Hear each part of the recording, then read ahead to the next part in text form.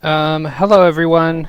Um, so Today we're discussing quantum coherence, and in our last video, what I promised was a discussion of Compton wavelengths.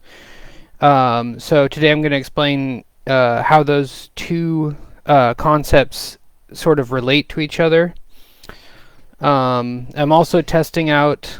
Oh, hi Lilith. Can you hear me okay? Is my audio working fine? Um, Hopefully Fred's on the line too. Um, so, so I'm going to explain how those two concepts relate, and I'm also going to explain why I think that coherence actually relates to quantum gravity itself, and how coherence could be powering the emergent force that we've been discussing in previous videos. Um, and um, so remember that we've been discussing that emergent gravity is essentially a force that arises from the statistical mechanics, which then derives thermodynamics. And so, from the statistical mechanics picture, what we've been talking about is how gravitation itself is essentially arising from the statistical view of thermodynamics. So, in other words, the heat is sort of driving the gravitational force. So, what I've been attempting to explain is how information science basically solves the quantum gravity problem. Um, and we're not really doing it with string theory, uh, um, which is sort of like the more popular approach. We're actually using thermodynamics.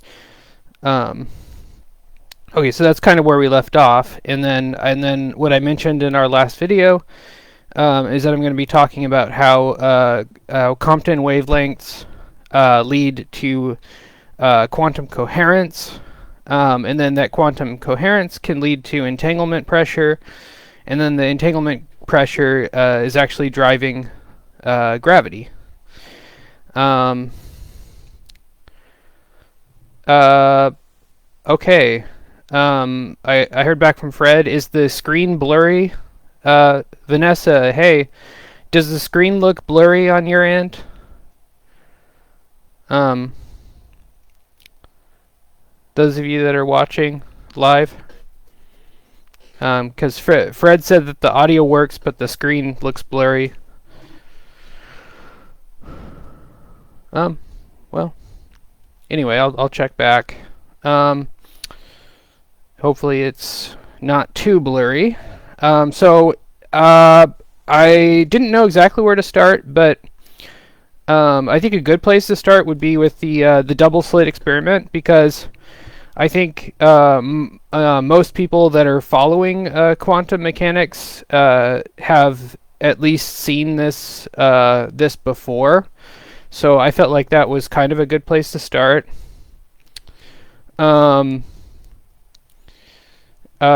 So basically, with the double slit experiment, you have you have one particle going through two slits, and in the classical picture, the particle is exists at a point in space, and so in the classical picture, the particle would be going through one slit, right, or the other slit. But what we actually find is that when we send a particle through two slits, the quantum wave goes through both slits and interferes with itself. And so that's sort of like a rundown of what's happening with the double slit experiment. And what you find is that if you do not know which slit the particle went through, then you get an interference pattern similar to the one that you see on the screen here. And and so what this means for me, as I've been researching this stuff, what this means for me is that the two paths of the particle, like for example, like if you send an electron through, um, um, the two paths for the electron are actually coherent. Now, what does that mean? Well, that's what we're discussing today. Is what does that mean if the two paths are coherent? So the Copenhagen interpretation is like roughly speaking, the electron doesn't really have a definite path. And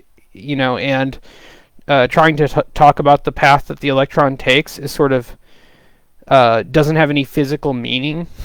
Um, and then you also have the multiple worlds interpretation, and like for me, the multiple worlds interpretation means that the electron has two timelines, and it exists on multiple timelines, and those timelines can actually interact. So it's almost as though um, the electron is on both timelines at the same time, and the electron can experience the charge from itself. Right, that's almost what it's like. Um, uh, um, yeah, close enough. Close enough. Um, so, so it's almost like both of the time. It's basically like if you watch any sci-fi and you interact with like yourself that's on another timeline, right? So if you ever watch any sci-fi movies, it's pretty much like that, except you're dealing with particles here, um, and the electron is actually interacting with itself from another timeline, and and that's my concept of what it means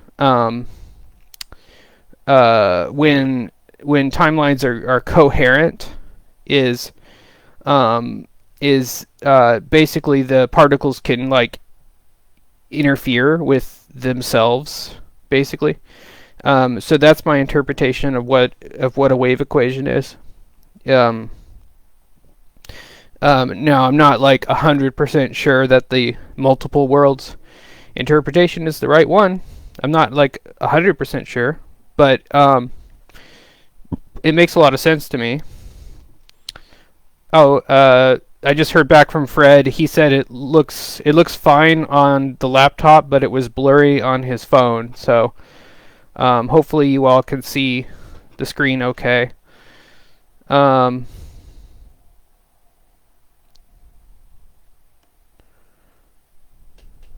all right. So okay. So okay, double slit experiment. So that's what it means to me when the paths are coherent. Now, now if I actually send photons through the double slit experiment to measure which path the electron is taking, then it will actually collapse the wave equation. And what you'll end up with, so here this distribution would be like if you send a bunch of electrons through one at a time, then you would get a distribution similar to this, what you see on the screen here. And then now if you send them through one at a time, but like you measure which path the electron went through, then you're going to get a different distribution, and you're not going to get the interference fringes that you see here. So you're going to get basically you're going to get like a clump, and it's going to be two Gaussian distributions that are convoluted together. and you're going to get like a clump without interference, if you know which path the electron took. So that is yet another reason of why I've been saying that the information is physical. So the path information is a physical thing, because you can read off from the interference fringes. You can read off whether or not you have path information. And your homework for today is to look into the quantum, or no, delayed choice quantum erasure experiment. That's something that I would like to understand more. So feel free to look into that and then touch base with me with what you have found out. Now, my limited understanding of quantum erasure is that if you erase the path information in the future, then you can actually recover the interference fringes that would have occurred. So in a sense, you're actually going back in time and erasing the path information that you measured. So you measure the path information, you collapse the wave equation, and then you erase it before you read off the fringes, and you erase it. Then it goes back in time and recovers the interference fringes. So I'm thinking that this could be related to like retro causality. Basically, you could affect the past quantum state. You could affect the quantum state in the past by doing something in the future to the information. So that's something that I'm planning to look into more, because I want to really understand the experiment myself before I start making claims. So that's the delayed choice quantum erasure experiment. It's a huge deal. Okay, so that's my conception of quantum coherence, and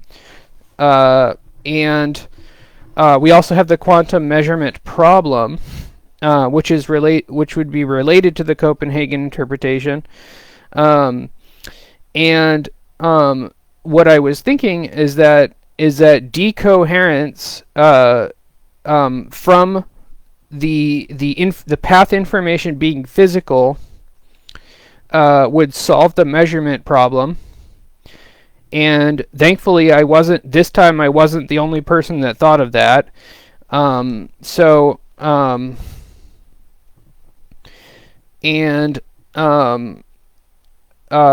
physicist, she does like a lot of popular science YouTube videos. Sabine Hassenfelder. She said that decoherence does not completely solve the quantum measurement problem. So that's another thing that I want to look into more. So in my model of information physics, decoherence goes a long way to solving the measurement problem, and according to her, it does not completely solve it.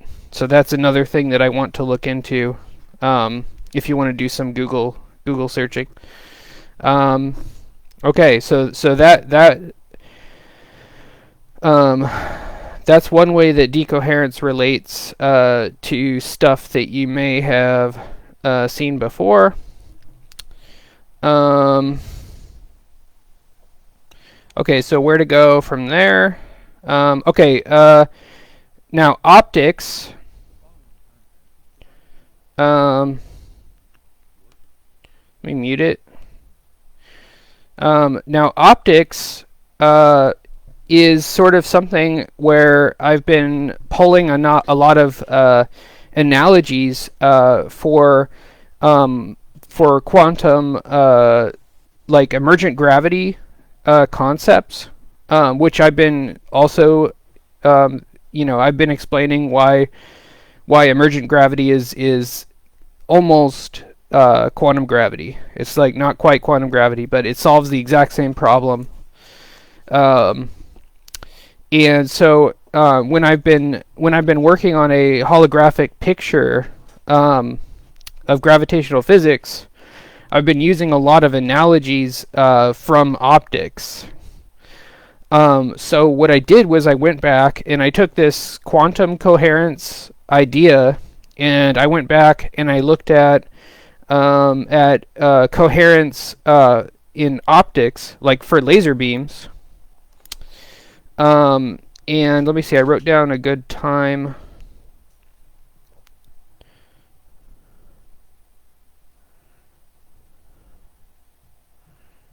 Three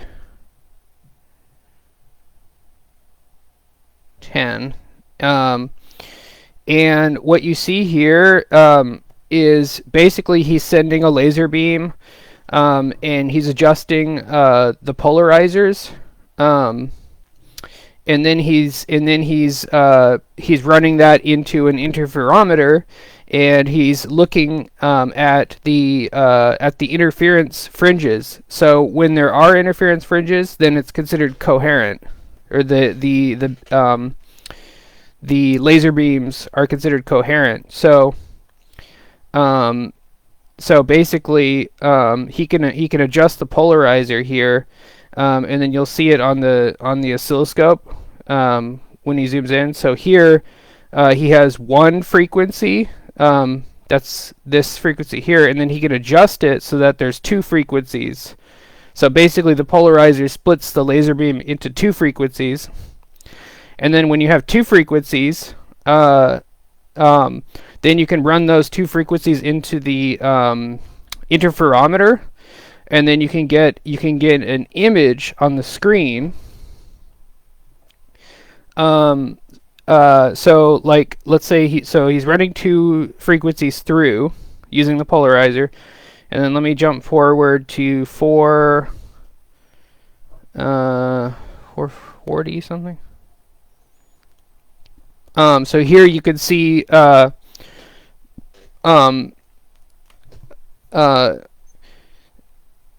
here's where you have, so you're bouncing this laser beam off this mirror, right?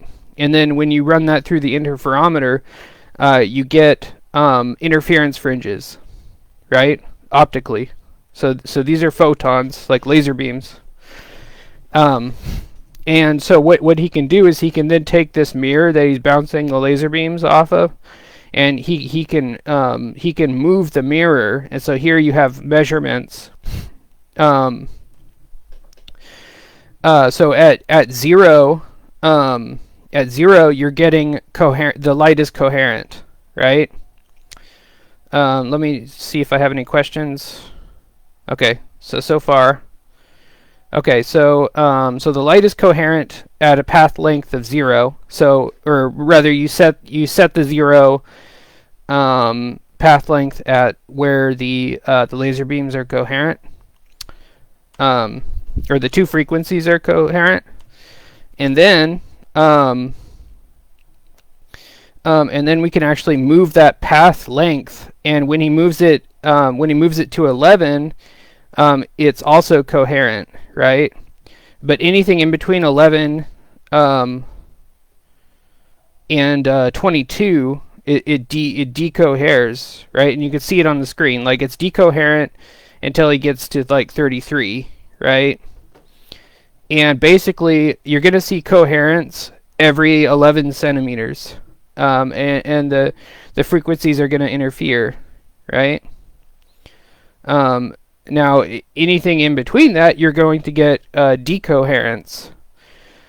So I hope that's making sense. So what happens here is that you actually have a path length at which this beam, when it's split into two frequencies like that, the path length is 11. centimeters, and every 11 centimeters you get coherent beams. And now, not coincidentally, you can see behind his arms here. This is the light source. So this is the source of the laser beam here. I don't know if you can see that, but that source is actually 11 centimeters. So that's your coherent path length. Let me know if you're with me so far. Or if I could explain anything better, let me know. So that's optics. And then I kind of started explaining how the quantum coherence works. So now if you put those two together, you have actually a Compton wavelength. Let me see here.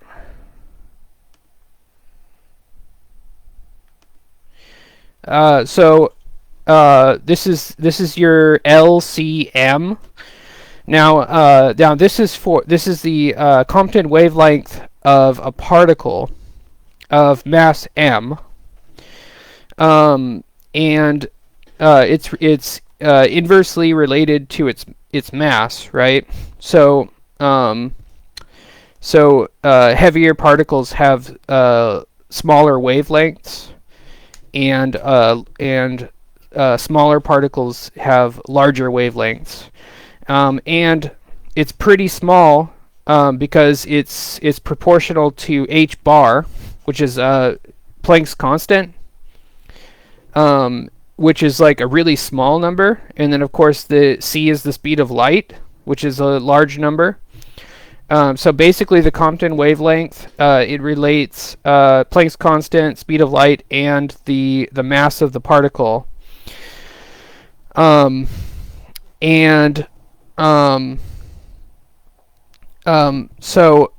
now this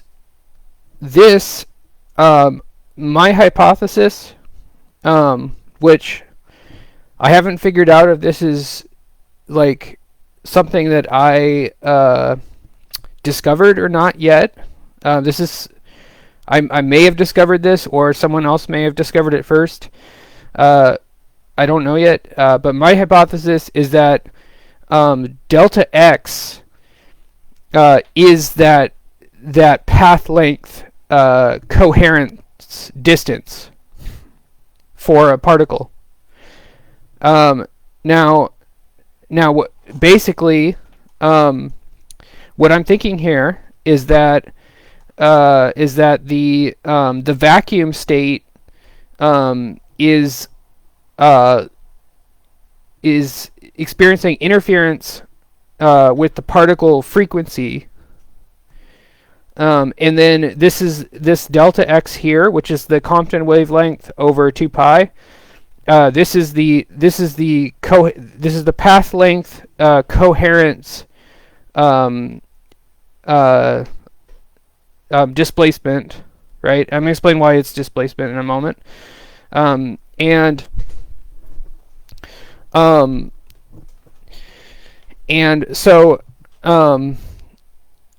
So that's like my theory or a hypothesis. And now, how does that tie into gravity? Well, what we've been talking about with the emergent gravity picture, so far we have our two-dimensional holographic surfaces, which Verlind calls holographic screens.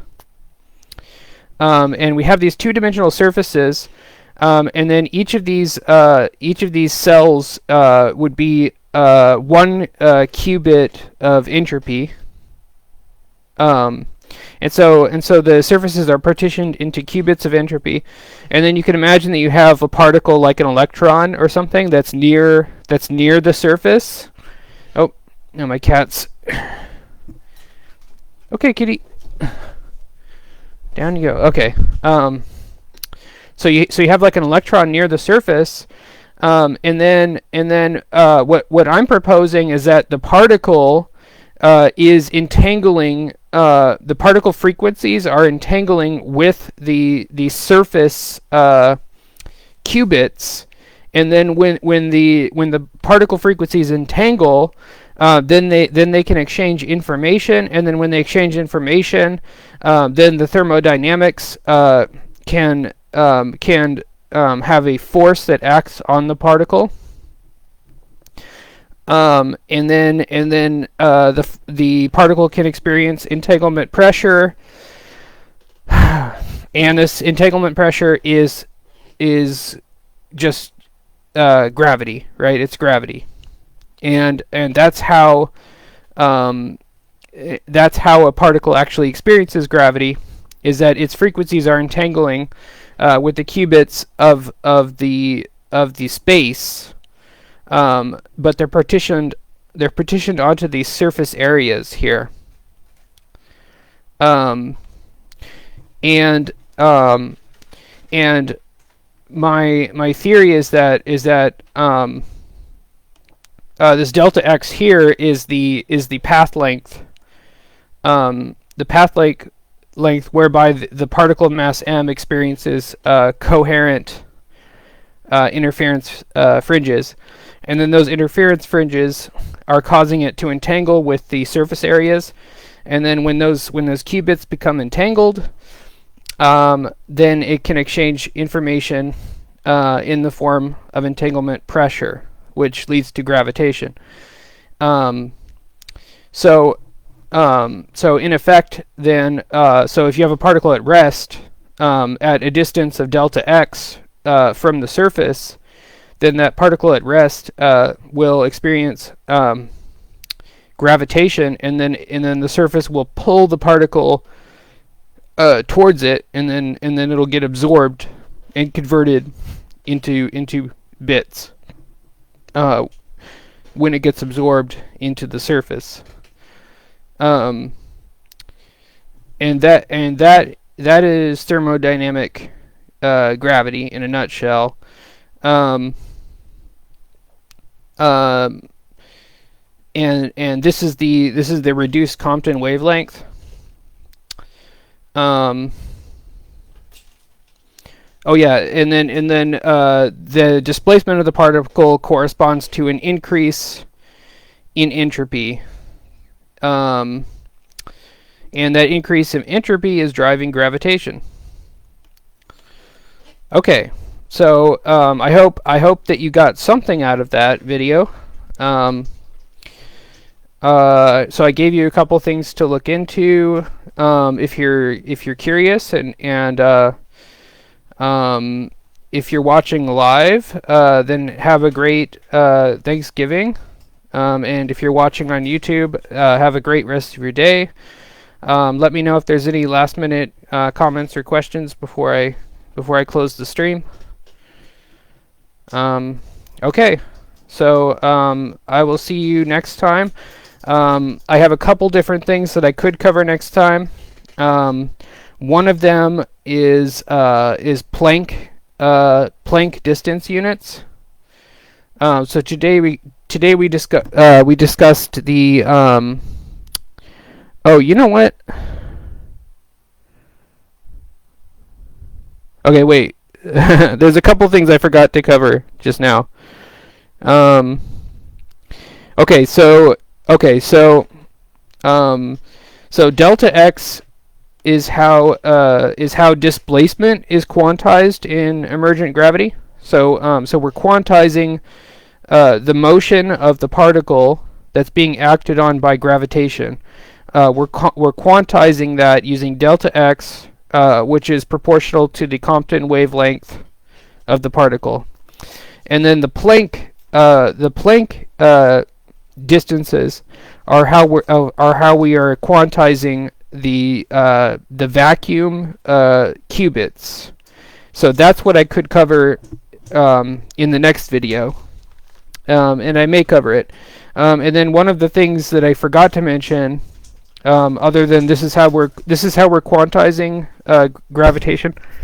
Um, the Compton wavelength is also the distance where charges, electric charges, experience vacuum screening.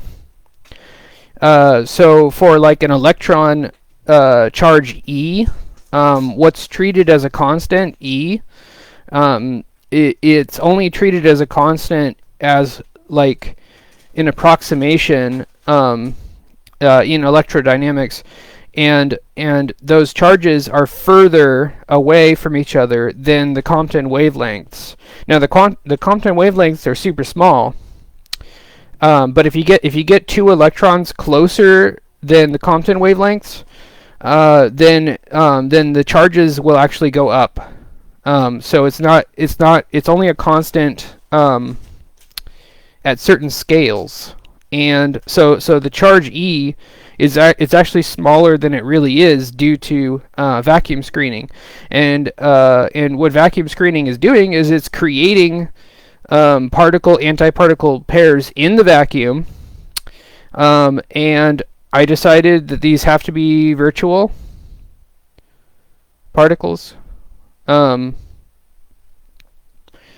haven't gotten very far in the particle theory yet, but I decided that the vacuum screening particles are virtual, and it's creating those like electric dipoles from particle-antiparticle pairs that are being created spontaneously at constant energy, even in the vacuum. So remember, we've been talking about how the vacuum actually has some energy thanks to the en-route temperature, right? It's not zero energy, but the particles being created are much higher energy than the vacuum. So that's weird. Vacuum screening is another thing you can look into, but it lowers the charge. It lowers the charge of an electron to E when you're further than LCM. When you're further out than LCM, then it actually lowers the charge that's experienced by other particles compared to an electron. And then when you get closer than the Compton wavelength, the charge goes up. So that's related somehow to all of this stuff. I don't know exactly how yet, but it's related. So yeah. So have a great rest of your day.